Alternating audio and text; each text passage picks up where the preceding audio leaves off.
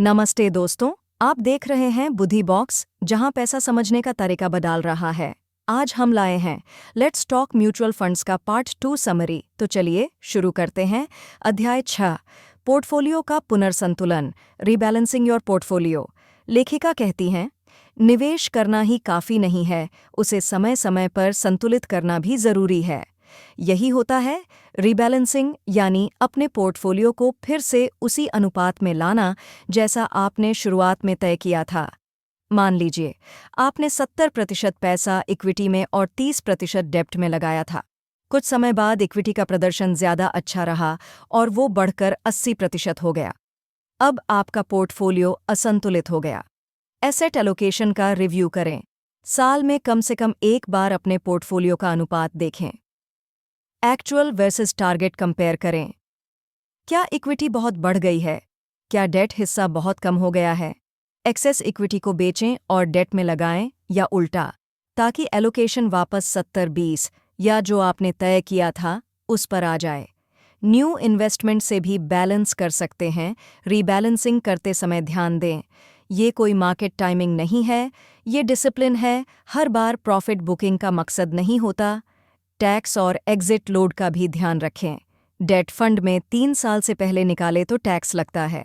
बुद्धि point, rebalancing से आपका पोर्टफोलियो ज़्यादा सुरक्षित, लंबी दौड़ के लिए मजबूत और कम उतार चढ़ाव वाला बनता है।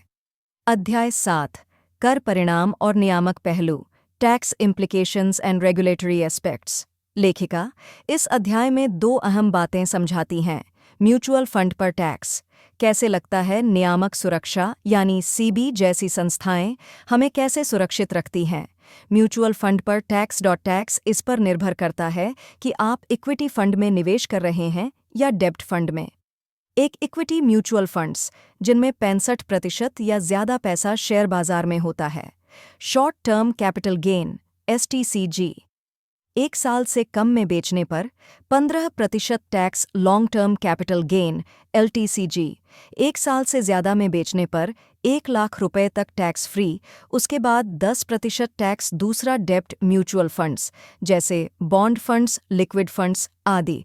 अब इंडेक्सेशन का फ़ायदा हटा दिया गया है, चाहे आप 1 साल रखें या 3 साल। मुनाफा सीधे आपकी आय में जोड़ा जाएगा और उसी टैक्स स्लैब में टैक्स लगेगा। ELSS funds, tax saving funds, इन पर 1,50,000 तक की छूट मिलती है। सेक्शन 80C के तहत पर इनमें 3 साल की लॉक इन अवधि होती है। नियामक और सुरक्षा, regulators and safety SEBI, securities and exchange board of India, fund house को कैसे काम करना है इसकी पूरी गाइडलाइन देता है। निवेशकों के हितों की रक्षा करता है। AMFI, a society of mutual funds in India, mutual fund कंपनियों की सदस्य संस्था निवेशकों को जागरूक बनाती है। म्यूचुअल फंड्स साही हाय अभियान की पहल भी AMFI की है। KYC, know your customer, mutual fund में निवेश से पहले KYC करना अनिवार्य है ताकि निवेशक की पहचान पक्की हो। इससे फ्रॉड से बचाव होता है। बुद्धि पॉइंट, म्यूचुअल फंड में टैक्स भी होता है, पर वो समझदारी से दिया जाए तो बोझ नहीं लगता। ये एक पूरी तरह से रेगुलेटेड और सुरक्षित सिस्टम है, बशर्ते आप सही जानकारी के साथ चलें।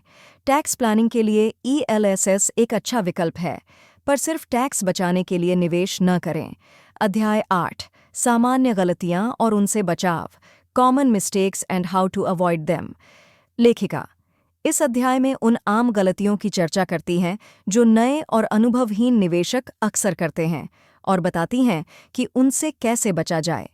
1, बिना लक्ष्य के निवेश करना। लोग बस पैसा लगा देते हैं, पर क्यों लगा रहे हैं ये नहीं जानते। नतीजा, फंड गलत चुनते हैं और बीच में ही निकाल लेते हैं।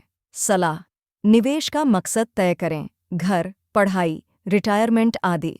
2, बस रिटर्न के पीछे भागना, जो फंड सबसे ज़्यादा कमा रहा है उसी में पैसा लगाना, पर ऐसा फंड आगे भी अच्छा करेगा इसकी गारंटी नहीं। सलाह, फंड का ट्रैक रिकॉर्ड, रिस्क लेवल और आपकी ज़रूरतें देखें। 3 सिप को बीच में बंद कर देना, मार्केट गिरते ही घबरा जाते हैं और सिप रोक देते हैं।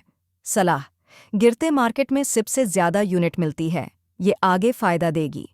4, पूरा पैसा एक ही फंड में लगाना, डाइवर्सिफिकेशन नहीं करना जिससे रिस्क बढ़ जाता है।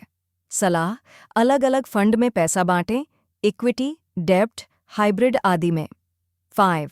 लॉक इन को नज़रअंदाज करना, एलएसएस में निवेश करके भूल जाते हैं कि इसमें 3 साल की लॉक इन है। सलाह, टैक्स बचत के साथ साथ लॉन्ग टर्म प्लानिंग करें। 6. अचानक ज़रूरत पड़ने पर फंड निकालना, इमरजेंसी के लिए अलग फंड नहीं रखते। सलाह, हमेशा एक इमरजेंसी फंड रखें ताकि म्यूचुअल फंड को ना छूना पड़े। बुद्धि पॉइंट, निवेश सिर्फ पैसे लगाने का नाम नहीं, ये एक सोच और प्लानिंग है।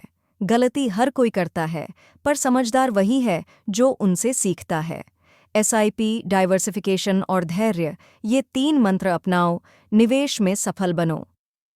अध्याय 9, पोर्टफोलियो का निर्माण, building a mutual fund portfolio.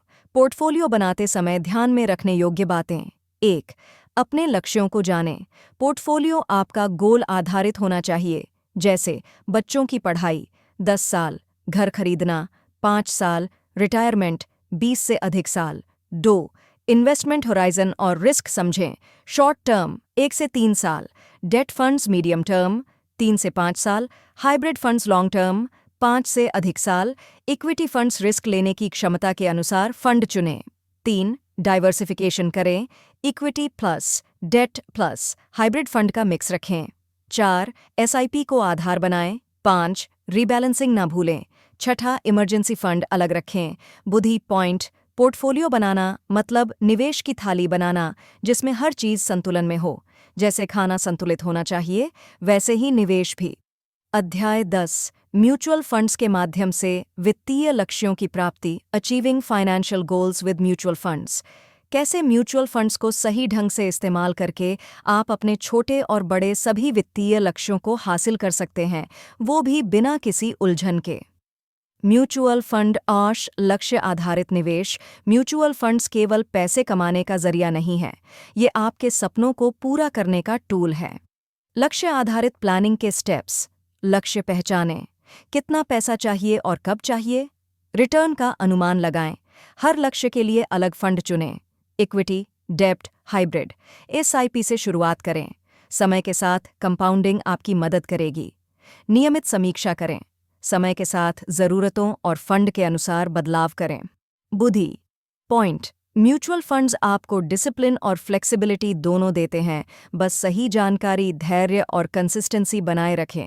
मिलते हैं अगले वीडियो में, तब तक याद रखिए, पैसा कमाना ज़रूरी है, पर उसे समझना और भी ज़रूरी है।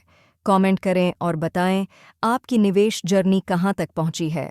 लाइक करें, सब्सक्राइब करें, शेयर करें। बुद्धि बॉक्स, जहां पैसा समझ